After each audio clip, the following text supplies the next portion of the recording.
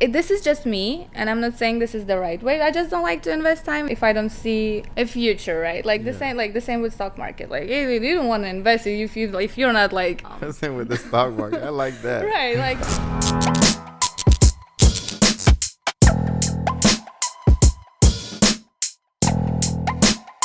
What's happening, people?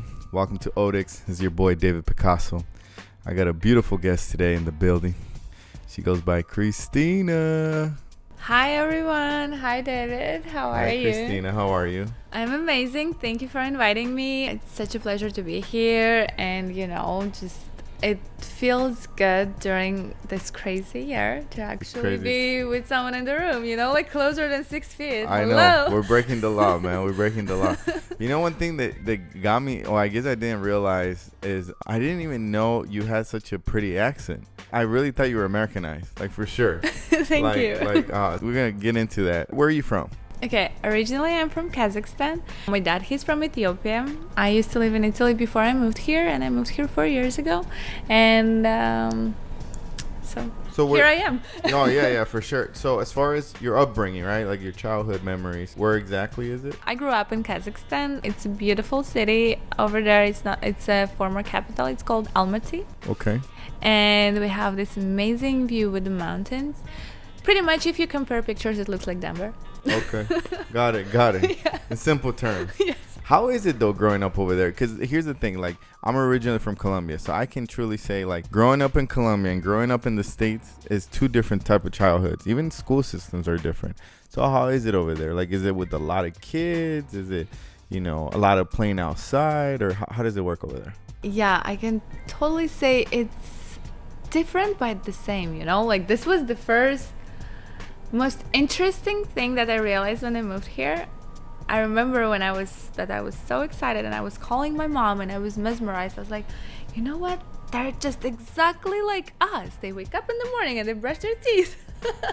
They go they do like everything like us, but then you get into that and you feel it's so different. I feel like, okay, I'm just gonna go really deep right now. I think weak times create strong people. Right. Strong people create great times. Right. But then great times create weak people. Okay. And then weak people create bad times. So I think this is exactly what is happening over there, because like third world countries, and like any third world country, because it's hard to survive. You're always in survival mode. So I feel like we're like less. I think like some of my American friends, they're like so gentle. Right. So sensitive. You don't want to even like say anything to them. They're so cute. They're very beautiful inside, because they're not so, I don't even want to say like corrupted, but they're like just kind of naive. Right. Which is That's sweet. But they're like, I feel like they kind of need to like get out there and survive. Get a little rougher on the edges, yes. right? Not be so sensitive towards like things that can happen. So, talking about third world countries, growing up in a third world country, again, is a little bit different, because you have to have a different type of mentality growing up. You're not so, what you call shelter is a good word. You're not so sheltered. I feel like here people are more sheltered. People take a lot of things as that's the way it's supposed to be. Whereas over there, you kind of have to figure it out. So for people that don't know and they're listening to you for the first time, what is it that you do for a living? I do full-time modeling, and lately I went back to my passion, singing. So yeah, this is like, I can tell, singing, and I hope I'll be able to say like in the near future I do full-time singing. I am a full-time recording artist and performer. Now, we had a chance behind the scenes to check out that music video, so we'll talk about it a little bit. This really dope music video. Thank you. Not sure who the producer was or the cameraman, but they really did a really good job. Can we talk about a little bit on the team and how you gathered the team to produce that? Yes. Okay, so my music video and my first single, called Taking Over LA. It is a regular story of every girl model that come here and just try to survive and fake it till you make it. So that was my idea from the moment I was writing the song, I have a co-writer, Andrew Lane, who helped me to produce and record and release the song. But then even music video was completely my idea, and I was able to team up like amazing people, just like calling in favors and doing a lot of collaborations. And I had great cameraman and director Maxim Puchkov, so you guys should go ahead and check him out. But yeah, the idea was mine, and I'm happy it became what it was, because there is like so many sarcasm. I love that word. Right. But I always have to explain it. I'm like, yeah, this is not really that the way at all. It's just sarcasm. Not that serious. Yeah. All right. So, but hold on. There's so much detail that went into this video. I mean, besides, gathering the team together and putting the troops together, I feel like, can we give the story about this 99-cent store bags? Oh my God. Can we talk about that? Yes.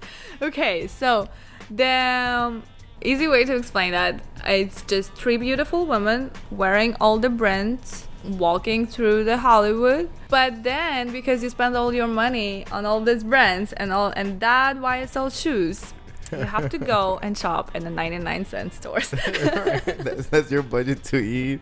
I know, it's like, because you have to decide, you either look good or you eat good. Right, one of them two. Right, so it's like, if you spend all your money on that Chanel bag, sorry, like, you gotta go and eat in the 99-cent store. Talking about 99-cent store, I mean, it's amazing. Oh, okay, I love it. Yeah, tell me about it. Tell me, because that's a lot of bags you got. Okay.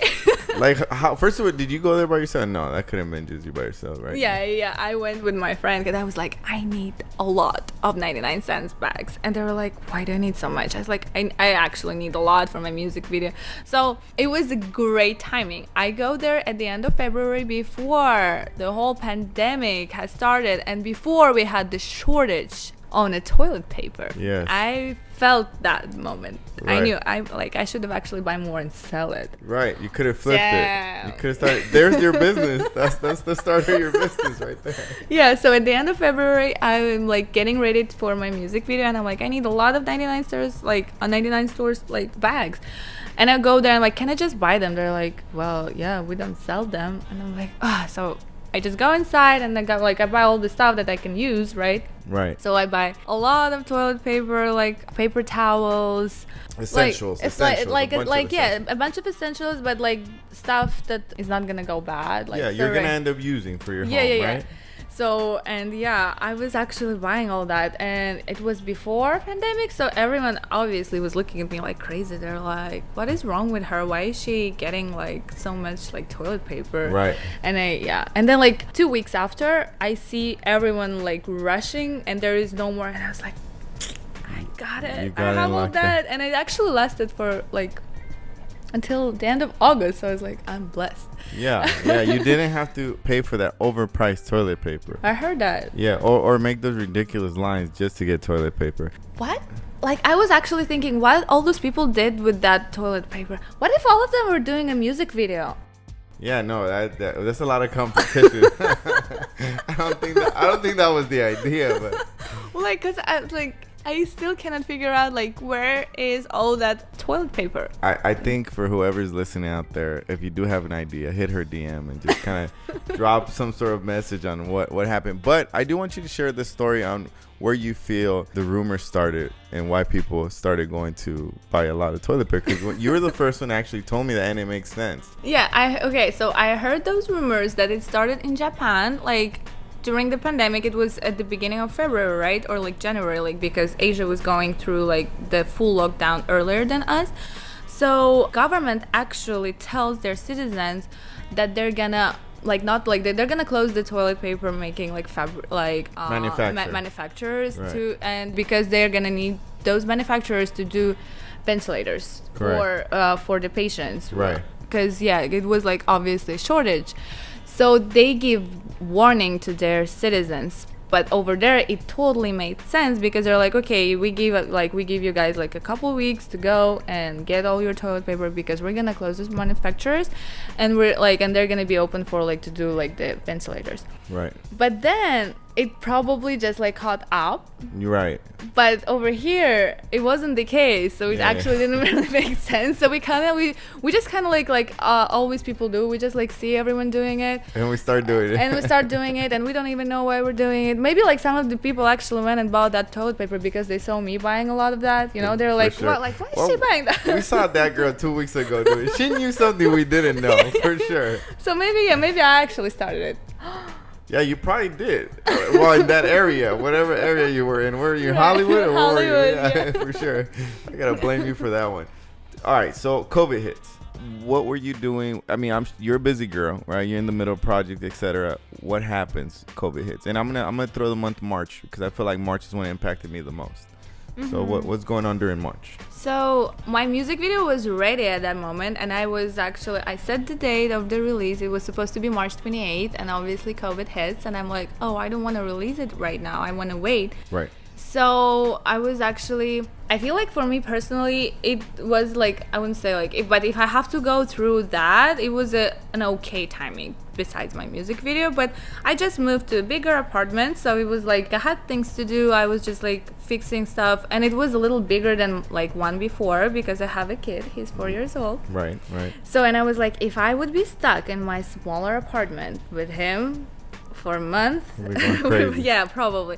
But because I was like lucky, like I did it, and we had like some space and a balcony, and then it was actually a good timing for me to actually organize like everything. And I did some like Zoom yoga live talking, and I didn't even care if my followers wanted to listen to me. I was like, I'm gonna talk to you guys. Right. So you took the time to kind of like recharge. Yeah, that's a good word. Yeah, definitely recharge on yourself and focus on little things that you probably didn't pay attention to, like taking care of your home and putting stuff into your home. That's cool. Yeah, and like actually like for the first week, like I felt really good recharging, and I was like, that's a good time, you know, I can catch my breath and I can actually think about stuff. But then like a month went, then the second month, and I was like, I feel recharged. Yeah, what am I gonna do with all this? Now I have so much energy, and I have to go somewhere, and I have to do something, and I'm like, can we just get out of the house?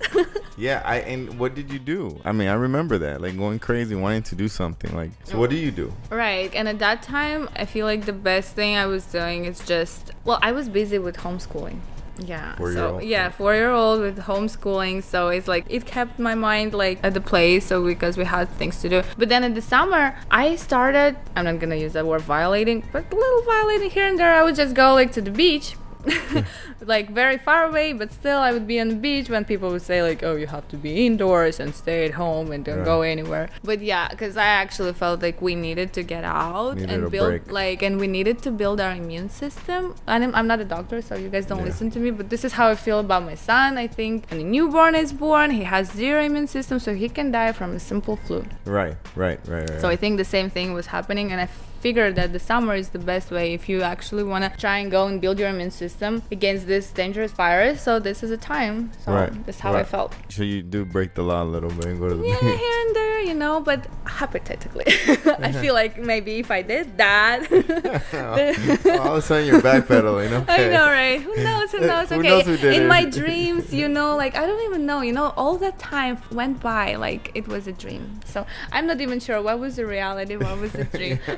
Yeah, what drugs are you doing? I want to know, Kristina. All right, so let's go back a little bit though, because you weren't always a model or a singer, right? As a kid, what were your dreams like? What were your inspirations like? What did you want to be, you know? Yeah, as a kid, my parents gave me to a music school as a piano player, and then with the time I figured my hands are too small and I want to have my nails. And but I continued my classical training and I went to sing opera. And with student exchange program, I went from Kazakhstan to Italy, Rome, and I studied there. Nice. What age was this when you went to Rome?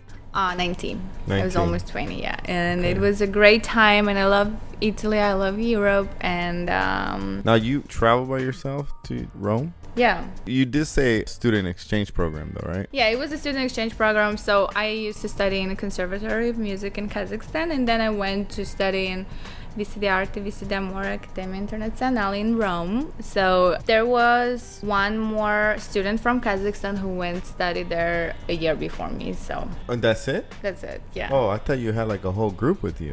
No. No, I'm used to. Because like there's not that many people who actually want to go from Italy to Kazakhstan to study because it's a student exchange program. Oh, it's an exchange. Like one student goes there, the yeah. rest So it's like. Got it. Yeah, space is limited. That just hit me. I'm sorry. That was a little slow. Yeah, that's true. You were lucky there. God damn. That makes sense, right? That's a lot of sense. Lucky person. Now, how do you sign up for that kind of? Because now I realize how slim that is. How do you sign up to go to Rome? Is something you knew? Like you sign up on a waiting list, or how does that work? Yeah. So my friend, she's also a student from the same conservatory of music. She went there a year before because this academia, they came to Kazakhstan and they were giving master classes for all the students back home. And yes, somehow she found the way, and she was the first one who did it. So when I found out that she was there and I actually started seeing that on social media, and I was literally like texting her every day. I was like, how did you do it? Like, help me go through all the like steps. So she guided me. So I was like, yeah, that's true. Extremely lucky. You mentioned social media. Did you just mention that, or am I just hearing things? You know, it's the same track that I was doing during COVID. I just put some. Okay, got it. But no, yeah, social media. Yeah, I do a lot of things because of social media. Some people would say, "Oh, social media is like it's not healthy for you. It's not good for you." So for me, it was actually like a great tool.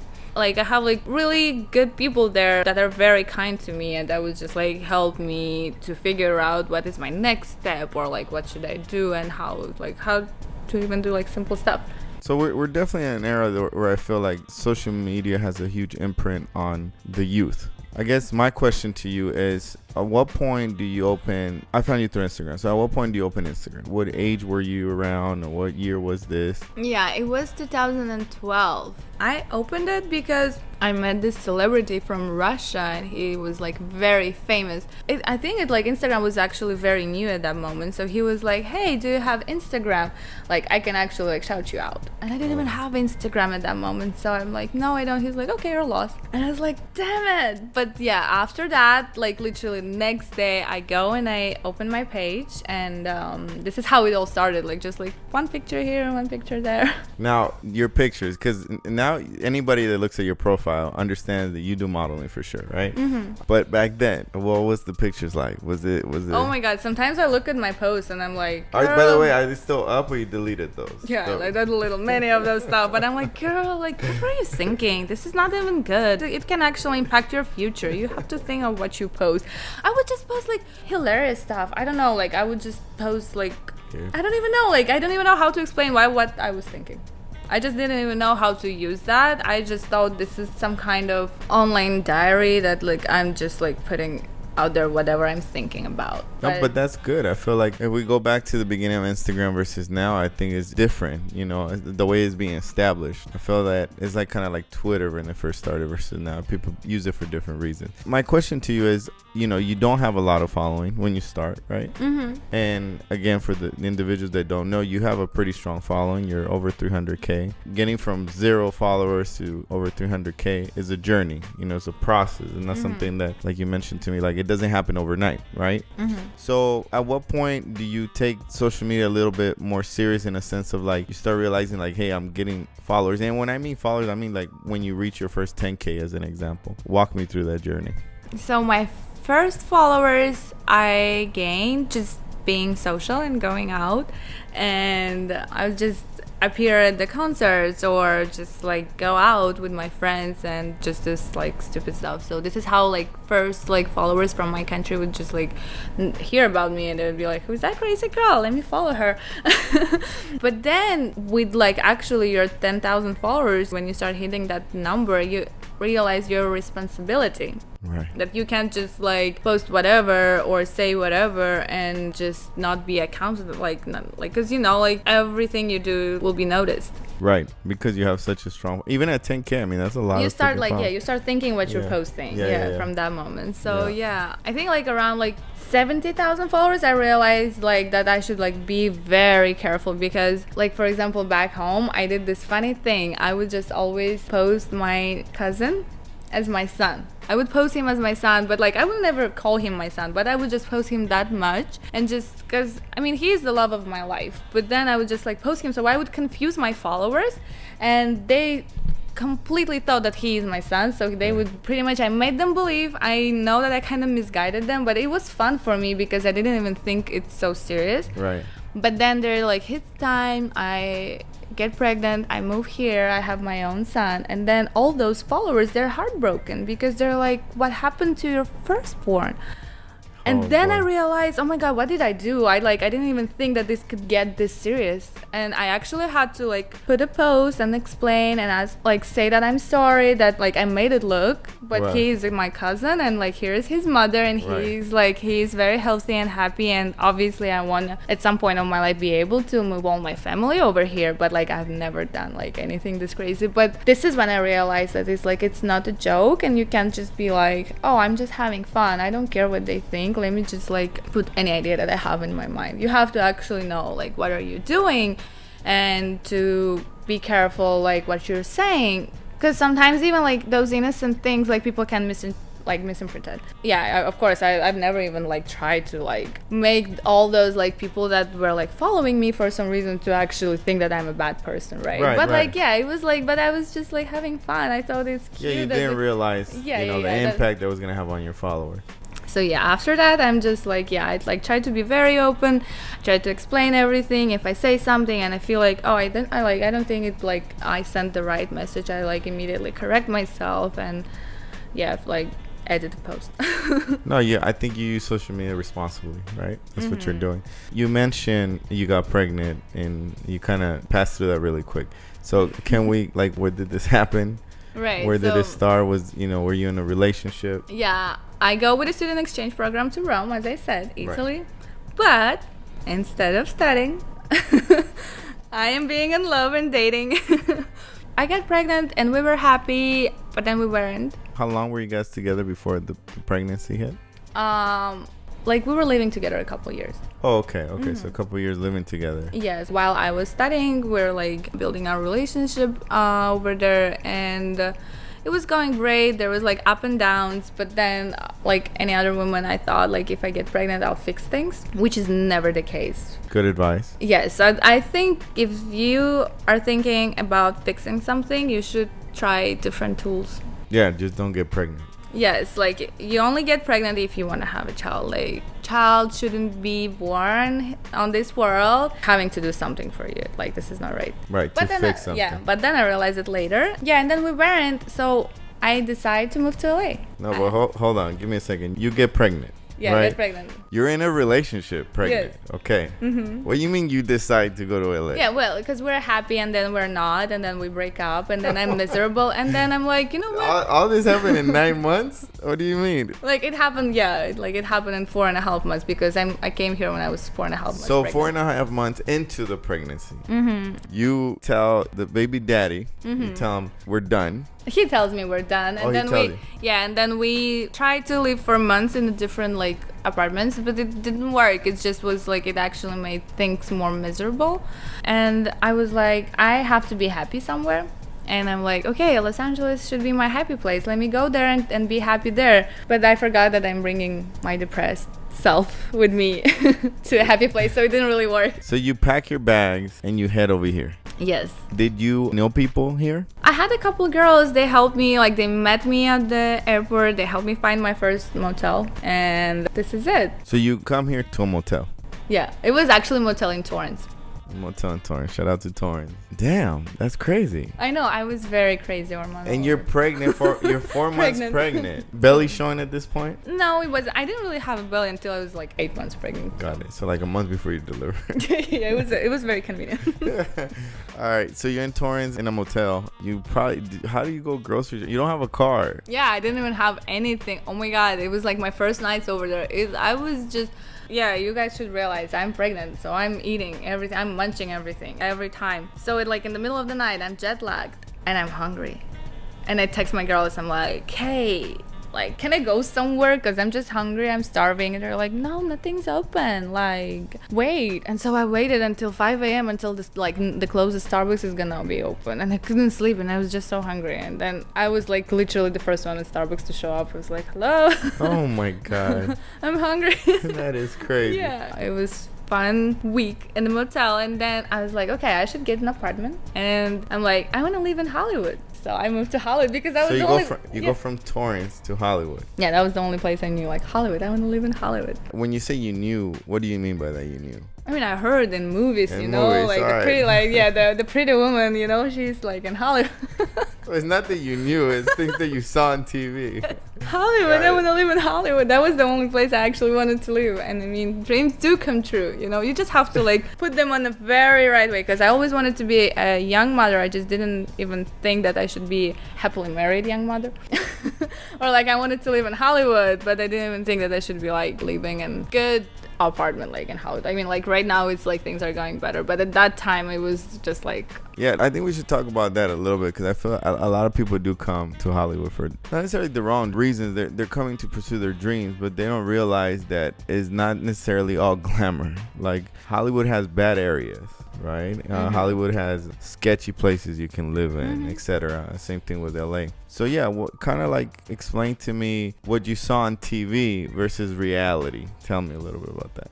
well, yes. First of all, on TV, Hollywood looked so much better. That's for sure. Like those like stars on the floor and everything. And I was mesmerized when I came, and I was walking by, but then I would see like how dirty it is, and I was like, this is like on TV, and but the dirt, they don't show that on TV.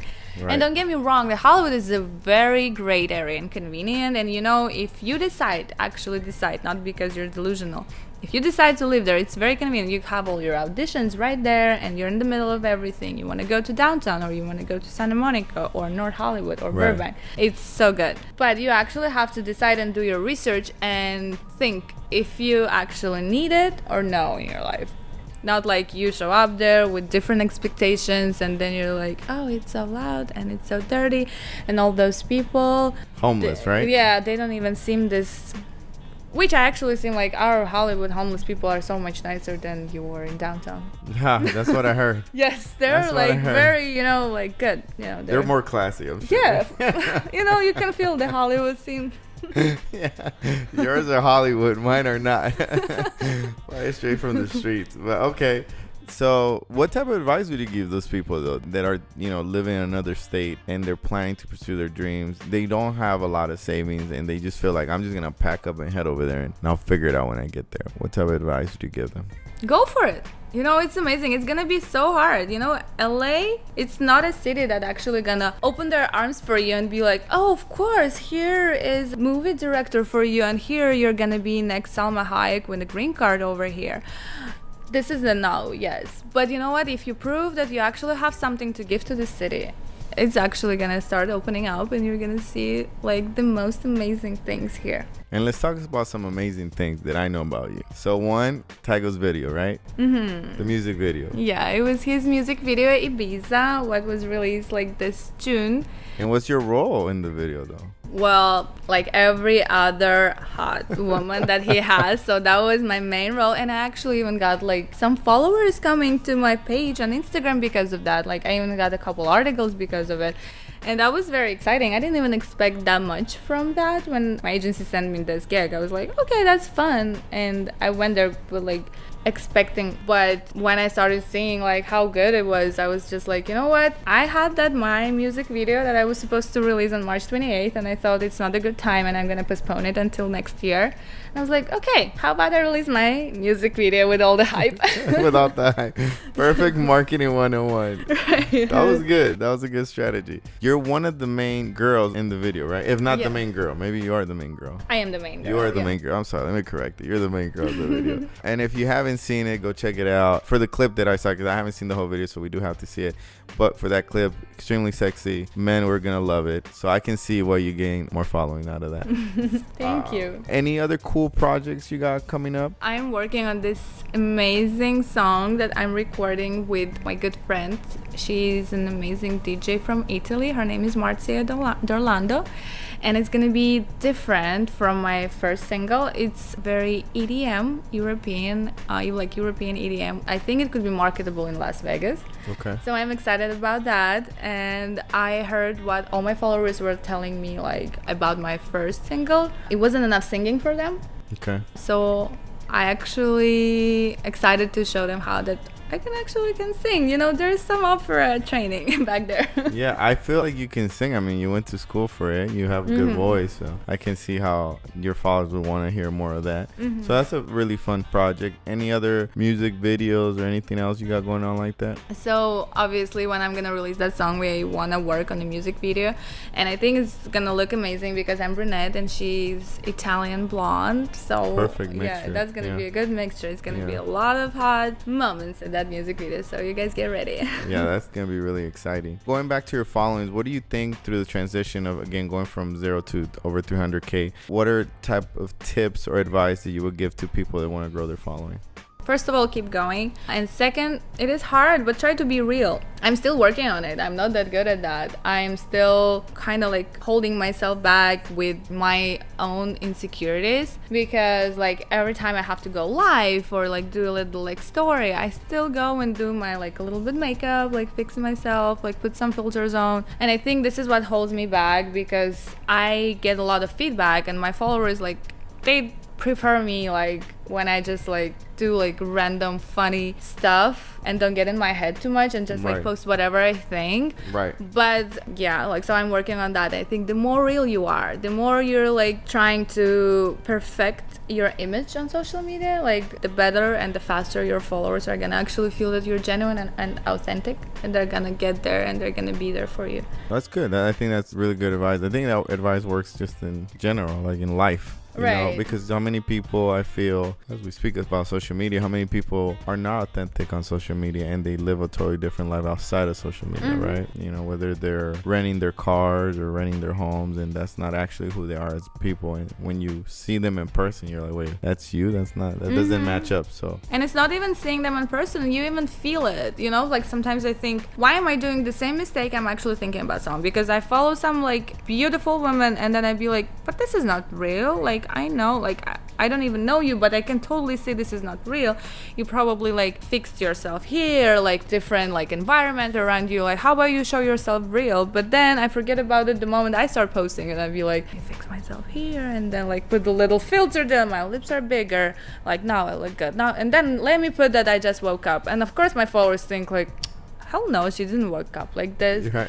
But then I'm like, because deep inside we all know the way to give ourselves that breakout, right? But we hold ourselves back, right? Because we know what we have to do, but then for some reason we keep doing stuff like completely opposite way. Let's step into dating a little bit, because you're in Hollywood, you're in the LA County. I've always said that dating in LA is hard. So tell me. And you were right. And you win the prize. Yeah, give me your experience. I mean, you've been here 4 years, right? Am I right? 4 years. Yes, it's been 4 years. Been 4 years. You're a mother, but you're a very pretty girl. Thank you. You're in Are Hollywood. you hitting on me? A little bit. So yeah, tell me about your dating experience. You walk me through good experiences, bad experiences, fun, etc. Okay, so I feel like if you are so serious about your relationship, I don't think LA is for you, because everyone who come here, they just have different expectations from the city. All of us, like I think you're here because you want to achieve something and you're more focused on your career. I'm here because I'm more focused on my son and my career, and I don't really have time to go invest in like one more person. So I think that is the problem over here. And another problem that we have like so much in front of your eyes, and you're like, I'm not sure if I want that chocolate ice cream or like that like vanilla ice cream or like that strawberry. Like I can't really decide. How about I have like 3?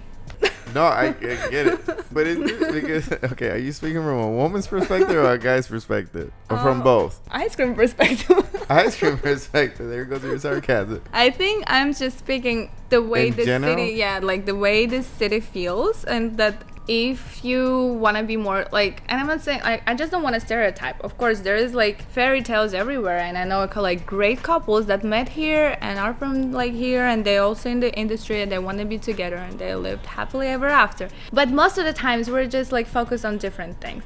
So if you're here and you're looking for a relationship, I don't think this is the best place. But if you're here and you're just living your life and you're being happy with yourself, you know what? It's gonna be there for you. Right. Like, you're gonna find it, and it's gonna be awesome. Right. So I feel like you share your views on dating, and I would like to hear, like, I want to hear some experiences of like a guy asking you out. How did you meet him? When's the last time you went on a date?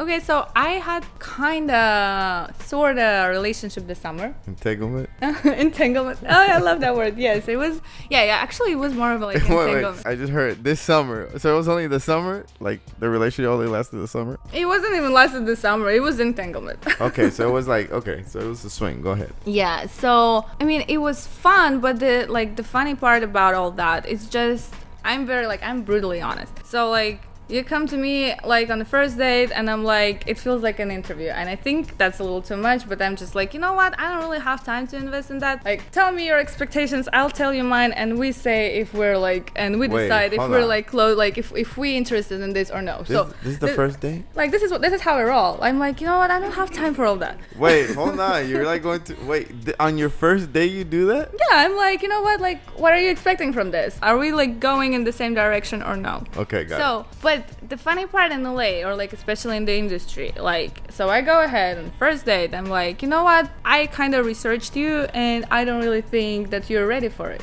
And of course he goes, research you. Yeah, and he goes, no, of course not, I am so ready and I want to be serious. And then I'm like, okay, let's give it a try. And then we give it a try, and then like, I don't know, like a month after, I'm like, see, I told you, you weren't ready. And then obviously it starts games, and I know like it was a person from the industry, this is how it happens, and like girls would just like throw themselves into him. Like literally we would be on a date, and there would be like girls just like, I'm like, hello, he's with someone right now. So yeah, like right now it didn't work because I don't really have patience. I was like, okay, you're playing games, how about we just like hold it off. And this is just me, and I'm not saying this is the right way. I just don't like to invest time if I don't see a future, right? Like the same with stock market. Like, you don't want to invest if you're not like the same with the stock market. I like that. Right? Like, I'm gonna use that. why are you gonna invest in that if you're not actually seeing like it's gonna get there? Like, there's no residual because I'm like, you know what?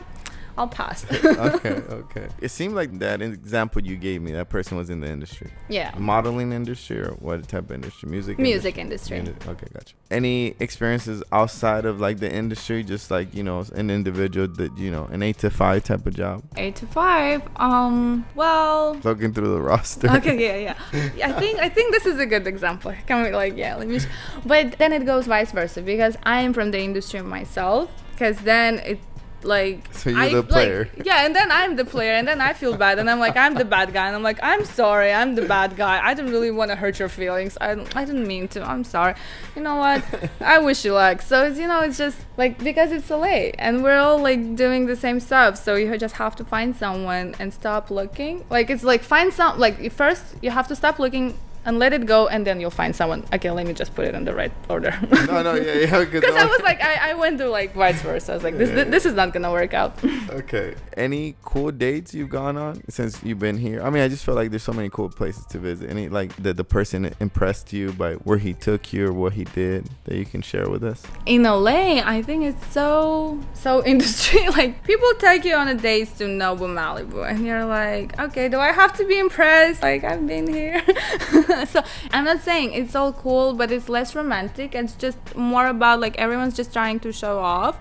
And the same with girls, you know, like we also try to show up, put our cleavage out, we get ourselves. But I'm like, it's the same like with social media. You just have to try to be authentic. Yeah, and just like be genuine, you know, at the very beginning. And you're just like, say, you know, this is how I am. You know what? How about you accept me or no? Okay, cool. You've been here for years. Any cool spots you recommend for people to visit? Not necessarily for dating, just in general. Like hey, you got to check out this spot. This spot is hot. Or, you know, everyone recommended at one point point for me to go. Cachalet, I think it was called. Cachalet. Well, yeah, Cachalet is cool, but I think for the restaurants, it's always like Yelp. You can always go on Yelp and figure out. But you can go, you know, like to Catalina Island. You can just get this like little boat from Long Beach and just get out here, and then it's gonna feel so good. You're just gonna get like be there and maybe like sit and recharge and connect with nature and see like how it actually can be real here. It's so cute and nice, and you can always go on the beach and, you know, take those long walks, and it's gonna feel awesome. You like the beach, right? I love the beach. I can tell, because you broke the law just to go. I mean, in theory, you broke the law. To go to the beach. Yeah, like when everyone was just saying like, do not go on the beach, I was like, me and my son, we went on the beach. It was like we were 6 feet like away from everyone, that's for sure. We were like so much like further from everyone than me and you right now, so I would hope so. What is it about the beach that you like so much? What do you do there? I mean, do you actually go in the water, or you can go in the water, but even if you're not feeling the water, because for some people it's actually so cold, you can just sit there and, you know, just feel the energy of the ocean. And iodine is good for your body, you know, you breathe it in, you breathe it out, and then, you know, you come back to the city and you want to actually achieve more goals. All right, we have to touch a little bit on the fact that when you move here, you don't have a job. And you're living in a motel at one point, you moved into an apartment, you still don't have a job. Okay. So I'm assuming you're running through your savings at this point. That was what's happening? Yeah. So I realized I have to start looking for a job when I actually went through all my savings. I even called my mom and I told her, you have to sell my car, and here's the letter, go to the bank, send me more money. And then I even spent that, and then I'm like, how about you want to help me out? And then I call my aunt, and then I call my uncle, and then like when it was like the third round of all these calls and like, you want to help me out again, it was just getting like very annoying. I would be annoyed. I would probably block that person. I'd be like, okay, bye.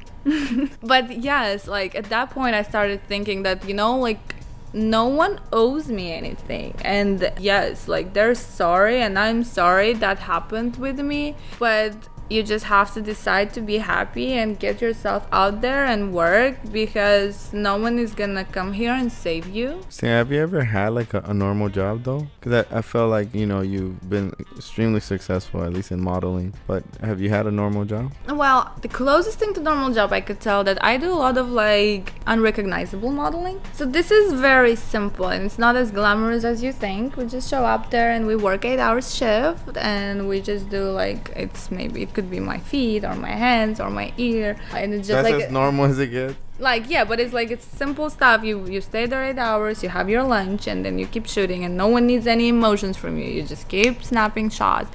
You do 3 shots, you change your shoes. You do 3 shots, you change your shoes. Because it's all about your feet. Like, it's like all this like e-com stuff. So yeah, this is as normal as it gets. I would say this is what pays my bills. Like, yeah, I do that a lot. You probably seen my hands. Do you recognize those? Let me see. I've seen it. I've seen it a couple magazines. Yeah. A few magazines. See? Yeah, it's been out there. Oh, that's crazy. So you never had a normal job though. That's the conclusion. Well, like I think this is very normal to me. It's like 8 hours per day, isn't it? It is 8 hours per day with the lunch. With the lunch. Yeah. That's what made it normal. I know. Isn't it the way you work a normal job? You work 8 hours per day. If you're asking, there's already a concern.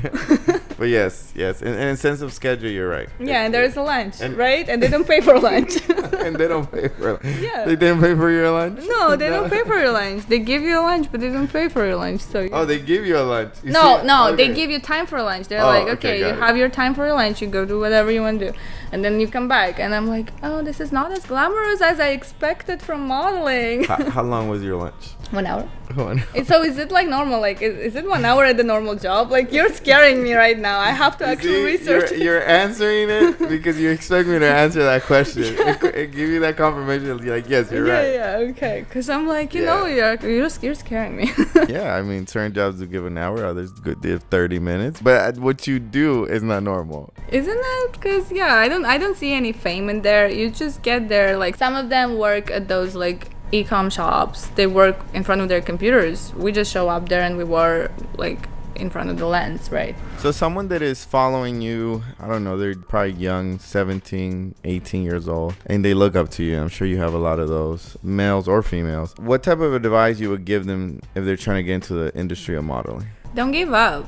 Just, they're gonna be like, you have to hear so many no's before you get your yes, and that yes is not even gonna be your breakout point. So you just have to keep going, because if you stop, you will never, I'm not even gonna go that deep, forgive yourself, but it's just gonna bug you. It's gonna sit there and be like, what if I keep going? So yeah, just look, learn, try to socialize, just try to be professional, show up on time. It's very important. Don't be a diva before you are a diva. Which, by the way, I have to give you credit. You're one of the only people who shows up on time. And thank you for doing that. That's, that's amazing. Of course, I'm happy to be here. I'm happy to share some of my story about ice cream experience.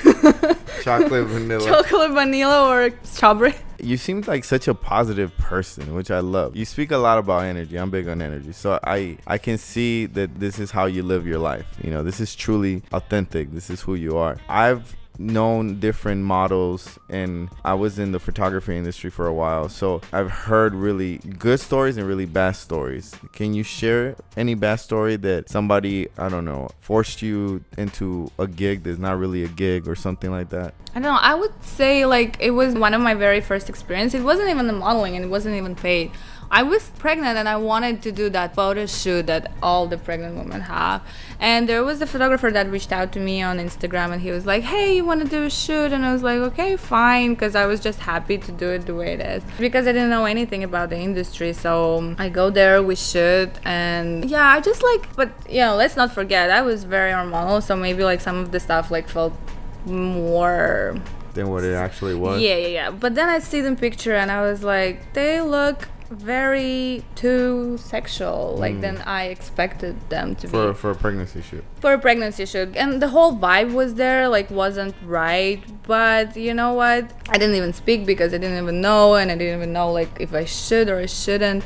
But I think many models in the very beginning go through that, and I'm so happy that actually lately we started speaking up, and it's okay to speak up, and I'm proud of all the famous celebrity models who started it, and now even regular models like myself, we're not afraid to even say something. So I'm actually happy on all those changes, and I actually feel even better now to go and shoot with someone because of all those movements that are happening. It feels so much better. Maybe it's too much, maybe it's too hard on some of the photographers, and I sometimes feel I kind of feel compassion for them, that I'm that maybe some of it wasn't fair for you, but it feels so much safer now, and I'm happy that we can speak up, and it's good that we're talking about that we should speak up. And I'm happy that Emily Ratajkowski wrote her interview with New York Mag, and and she shared her story, and after that many more models shared more. So I think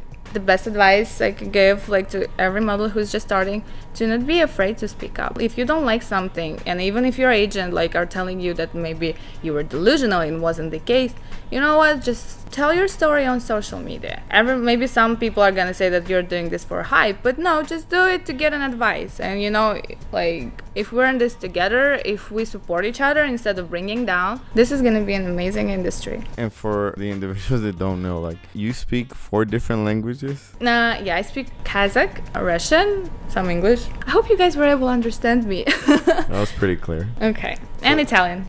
So okay, you speak 4 different languages. How did you learn 4 different languages? I have a difficult time just learning 2. I think with me, I was just, first I would move to the country and then I start learning. Because I'm just forced to learn, Right. Yeah, you come exactly. So wait, did you know English before you moved here? No, I mean, I knew some English. It was something about, I could say my name is Kristina, and London is the capital of Great Britain. And that's it? Well, obviously I could say like where, how to get there, how to get here. Real basic is but what like you're saying. very basic, very. And sometimes I would just like smile and it was like hard to understand, so I would be like, yeah, sure. Okay, yeah. You know what that reminds me of? You know when you go get your nails and the lady doesn't speak any English and anything you touch she says yes. Like yeah, it was kind of like that. It was fun, and I wanted to like finally like be able to understand and speak. And obviously thanks to my agents and like all people that would support me, they're like, you should work a little bit on your accent here and there and then correct me, and you know, this has helped me to at least be able to explain what I'm thinking about dating 3 in a different flavors. dating in a That's strawberry and strawberry. That makes a lot. Strawberry is my favorite. Strawberry is your flavor. Okay, gotcha. If you can go back to when you were 17 and you can give yourself any advice, what advice would you give yourself? Anything that you're thinking and dreaming about is so right, and you're gonna get back to that 10 years later. Like that is so true. Like sometimes I think and I'm like, oh, you know what? This is what I was thinking when I was 17, but then everyone told me it was wrong, and obviously I changed my perspective on it, and now I actually think I was right when I was 17. So believe in yourself. Believe in yourself and Your don't dream. don't let anyone to actually tell you otherwise. That's amazing. I like that. I like that. Any shout outs you want to give? Well, yeah, again, I'm like, the highlight of this year was my music video, so I am so grateful to all my model friends who were there for me, who showed up and looked hot and beautiful, and my friends designers Anna Kyle and Lisette Corral that helped me like to put together outfits, and the best cameraman Maxim Puchkov. Yeah, for sure. That was a good video. So great job to the whole team. Thank you. Kristina, thank you for coming. I appreciate you showing us love. For everybody that's watching, make sure you subscribe to the YouTube, follow us on Instagram. Until next time, we out. Peace.